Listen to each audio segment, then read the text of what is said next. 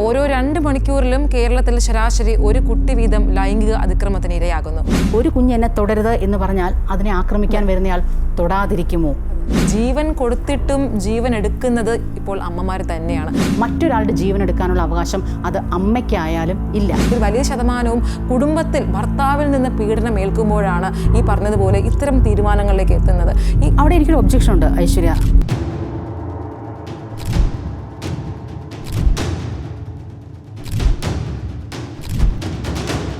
നമസ്കാരം. ദൈവത്തിൻ്റെ സ്വന്തം നാട് കേരളം. പക്ഷേ ഇന്ന് ഈ കൊച്ചുനാട്ടിൽ എന്താണ് സംഭവിക്കുന്നത്? ഓരോ 2 മണിക്കൂറിലും കേരളത്തിൽ ശരാശരി ഒരു കുട്ടി വീതം ലൈംഗിക അതിക്രമത്തിന് ഇരയാകുന്നു. കഴിഞ്ഞ വർഷം മാത്രം സംസ്ഥാനത്ത് റിപ്പോർട്ട് ചെയ്തത് 4594 പോക്സോ കേസുകൾ. കേരളം ശിശു വനിതാ സൗഹൃദമാണ് എന്നൊക്കെ ഭരിക്കുന്നവർ പറയുമ്പോഴും കുട്ടികളെ പൊള്ളിച്ചും നിലത്തടിച്ചും പീഡിപ്പിച്ചും ജീവനെടുക്കുന്ന നീചന്മാർ ഇവിടെ നിർബാധം വാഴുകയാണ്. വീടുകളിൽ പോലും നമ്മുടെ കുഞ്ഞുങ്ങൾ സുരക്ഷിതരല്ല. എവിടെയാണ് നമുക്ക് പിഴയ്ക്കുന്നത്? ഈ വിഷയമാണ് ഇന്ന് വനിതാ ജംഗ്ഷൻ പരിശോധിക്കുന്നത്.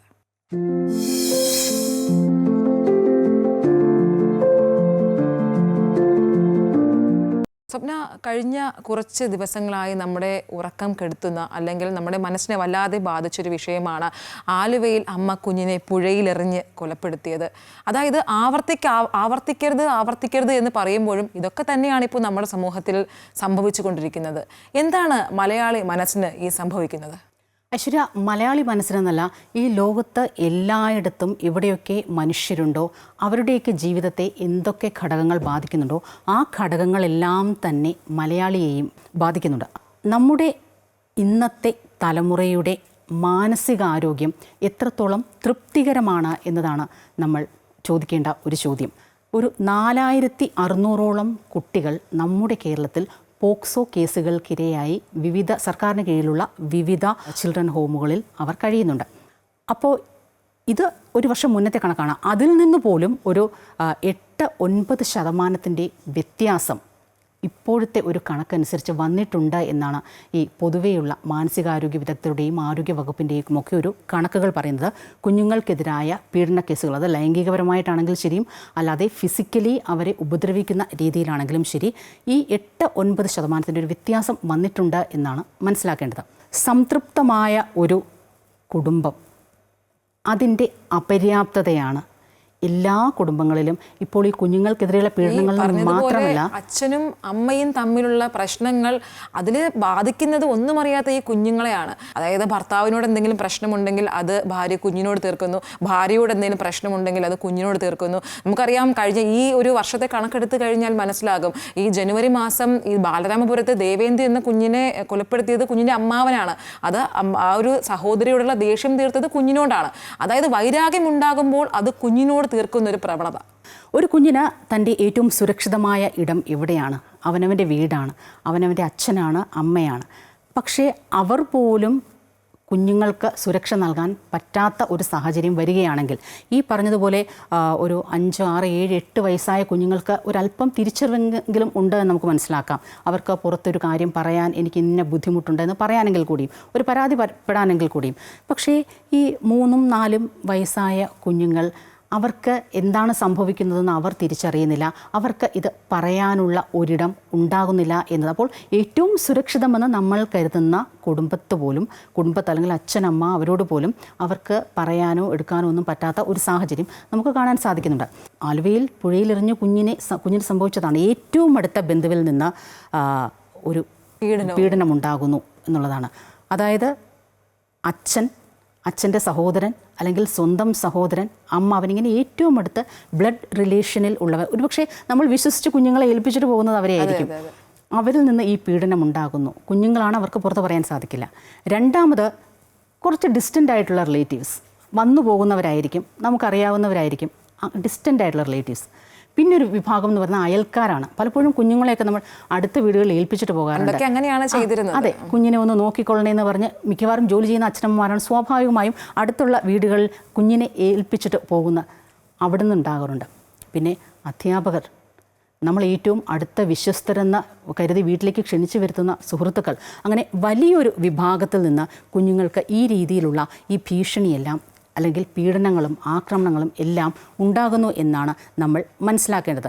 സ്വാഭാവികമായും ഇവിടെ ഉയർന്നു വരുന്ന മറ്റൊരു ചോദ്യം ഐശ്വര്യ, രക്ഷിതാവ് എന്ന കൺസെപ്റ്റ് ആണെങ്കിൽ കുഞ്ഞ് ആരെയാണ് രക്ഷിതാവായി കാണുന്നത്? രക്ഷിക്കുന്ന ആൾ, സംരക്ഷിക്കുന്ന ആളാണല്ലോ രക്ഷിതാവ്.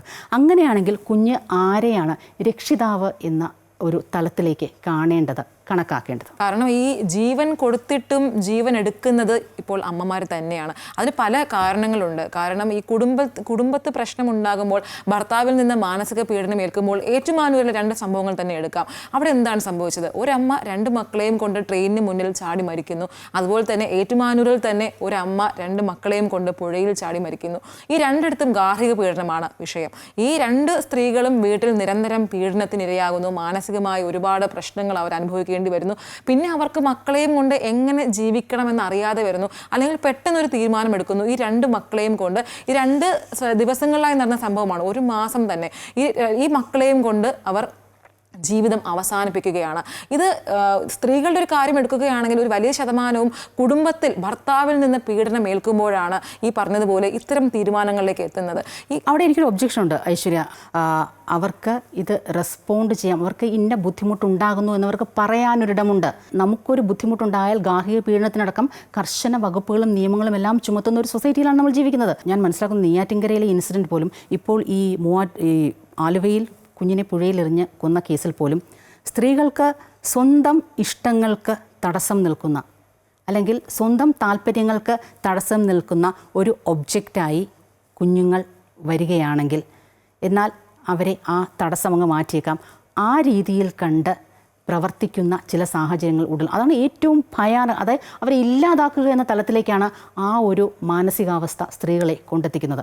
അവിടെയാണ് ഞാൻ പറയുന്നത്, സംതൃപ്തമല്ലാത്ത ഒരു കുടുംബം തന്നെയാണ് ഇത്തരം ഇൻസിഡൻസിലേക്ക് നയിക്കുന്ന ഏറ്റവും പ്രധാനപ്പെട്ട ഒരു ഘടകമെന്ന്. അങ്ങനെ തോന്നില്ലേ? പക്ഷേ ഈ പറഞ്ഞതുപോലെ കുടുംബത്തിൽ പ്രശ്നങ്ങൾ ഉണ്ടാകുമ്പോഴും, അല്ലെങ്കിൽ സ്വന്തം ഇഷ്ടത്തിന് വേണ്ടി ജീവിക്കാൻ കുട്ടികളൊരു തടസ്സമായി വരുമ്പോഴുമാണ് കുട്ടികളുടെ ഈ ജീവൻ എടുക്കുന്നതായി ഇപ്പോൾ കണ്ടുവരുന്ന ഒരു പ്രവണത.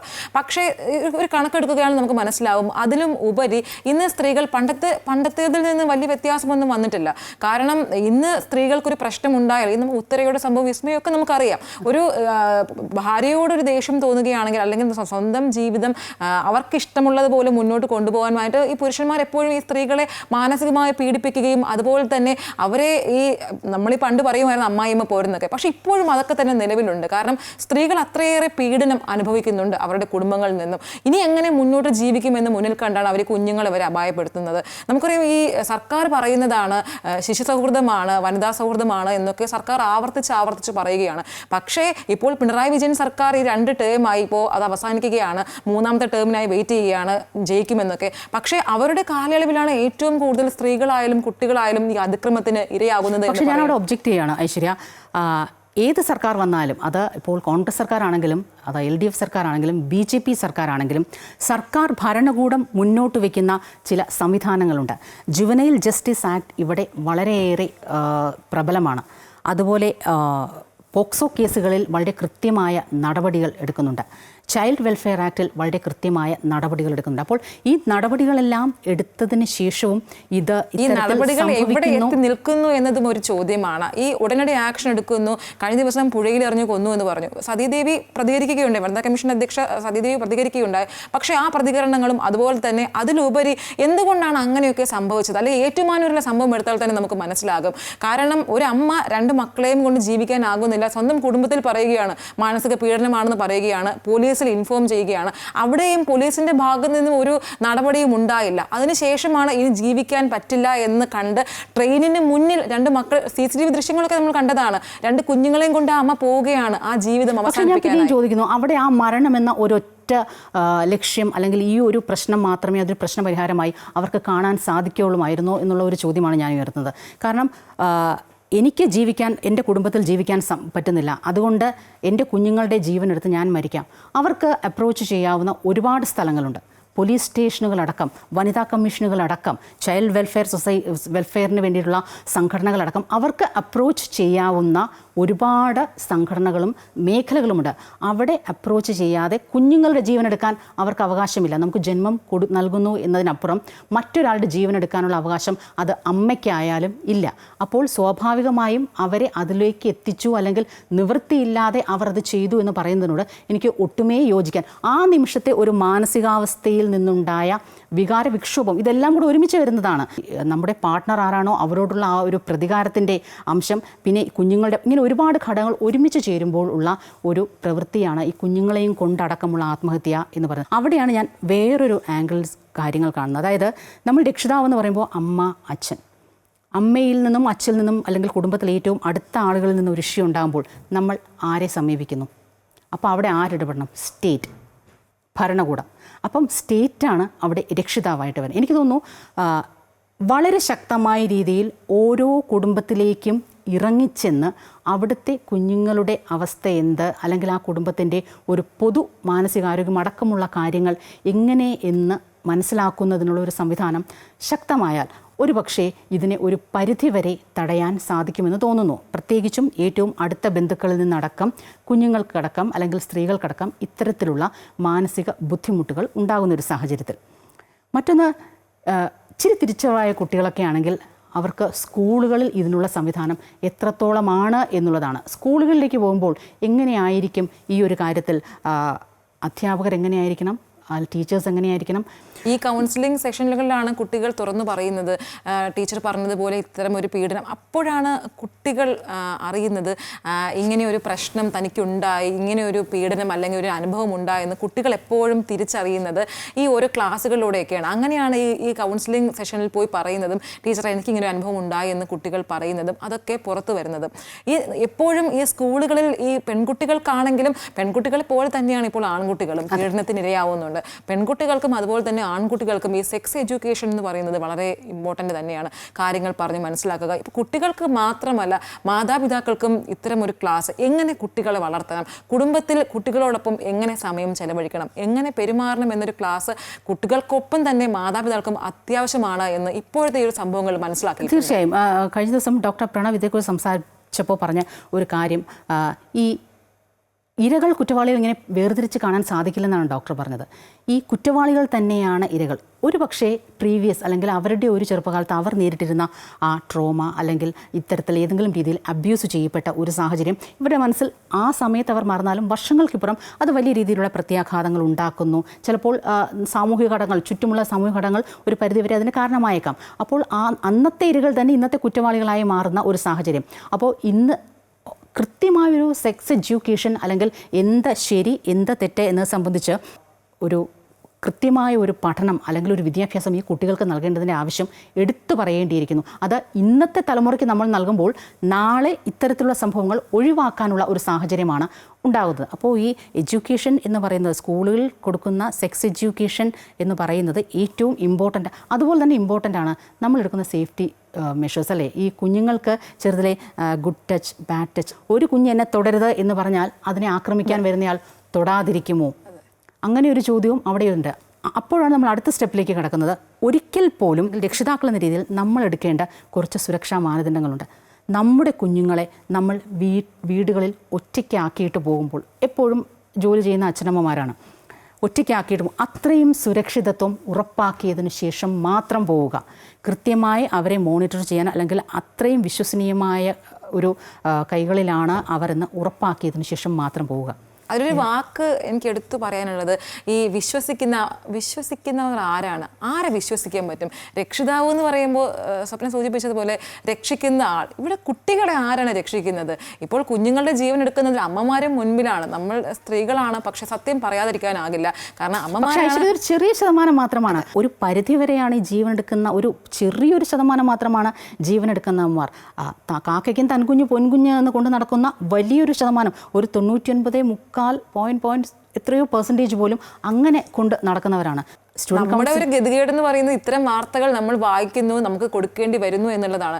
കാരണം എപ്പോഴും എല്ലാ ദിവസവും കുട്ടികൾക്കെതിരായ ഒരു അതിക്രമം, അത് അമ്മയുടെ ഭാഗത്തു നിന്നായാലും അച്ഛൻ്റെ ഭാഗത്തു നിന്നായാലും, എന്തിനേറെ പറയുന്നു അധ്യാപകരുടെ ഭാഗത്തു നിന്നായാൽ പോലും പീഡനങ്ങൾ ഏറ്റുവാങ്ങേണ്ടി വരുന്നു. ഇന്നത്തെ കുഞ്ഞുങ്ങൾ എന്ന് പറയുന്നത് വളരെ സങ്കടമുള്ളൊരു കാര്യമാണ്. കാരണം അത്രയേറെ പീഡനങ്ങൾ, ഞാനൊരു കണക്ക് സൂചിപ്പിക്കുകയുണ്ടായി. അതായത് കഴിഞ്ഞ വർഷം എന്ന് പറയുന്നത് 4600 ഈ ലൈംഗിക അതിക്രമ കേസുകളാണ് റിപ്പോർട്ട് ചെയ്തത്. അത് റിപ്പോർട്ട് ചെയ്ത കണക്കുകളാണ്. അപ്പോൾ അല്ലാത്ത അനൗദ്യോഗിക കണക്കുകൾ എത്രയുണ്ടാകും? അപ്പോൾ നമ്മുടെ കുഞ്ഞുങ്ങൾ ഒട്ടും സുരക്ഷിതരല്ല. ഫാമിലി ഷെയിം എന്ന് പറയുന്ന ഒരു സാധനം വീട്ടിൽ പലർക്കും അറിയാമായിരിക്കും. എൻ്റെ കുഞ്ഞിന് ഇങ്ങനെ ഒരു ഡിസ്റ്റർബൻസ് ഉണ്ടാകുന്നു എന്ന് ഒരുപക്ഷെ വീട്ടിൽ പലർക്കും അറിയാമായിരിക്കും. അത് ഈ ഒരു 3-4 വയസ്സിന് താഴെയുള്ള കുഞ്ഞുങ്ങളുടെ കാര്യമാണ് ഞാൻ പറയുന്നത്. എങ്കിലും അവർ പുറത്തു പറയില്ല. ഒരു പരിധിവരെ ഇത്തരത്തിലുള്ള അപകടങ്ങളിലേക്ക് കൊണ്ടെത്തിക്കുന്നതിന് കാരണമാകുന്നത് ഇത്തരത്തിലുള്ള ഒരു നിലപാടുകളാണ്, രക്ഷിതാക്കളുടെ ഒരു നിലപാടുകളാണ്.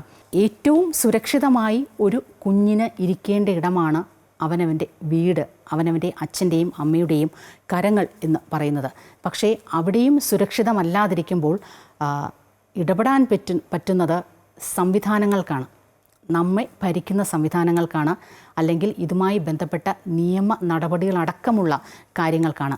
ആലുവ പുഴയിൽ കുഞ്ഞിനെ ഉപേക്ഷിച്ച് എറിഞ്ഞു കൊന്ന ആ സംഭവം ഒരുപക്ഷെ ഇത് അവസാനത്തെ സംഭവമാണ്, ഇതോടുകൂടി ഇത് നടക്കില്ല എന്നൊന്നും ഒരിക്കലും നമുക്കങ്ങനെ പറയാം. ഇപ്പം നമ്മൾ സംസാരിച്ചുകൊണ്ടിരിക്കുന്ന സമയം പോലും എത്രയോ കുഞ്ഞുങ്ങൾ ഇത്തരത്തിൽ പീഡനങ്ങൾക്ക് ഇരയാകുന്നുണ്ട് എന്നുള്ളത് അവസാനത്തേതാകട്ടെ എന്ന് നമുക്ക് പ്രത്യാശിക്കാം. ഇപ്പോൾ ഈ എല്ലാ പ്രശ്നങ്ങൾക്കും ഒരു ദിവസം കൊണ്ട് അല്ലെങ്കിൽ ഒരാഴ്ച കൊണ്ടൊന്നും പരിഹാരം കാണാൻ പറ്റുന്ന കാര്യങ്ങളല്ല.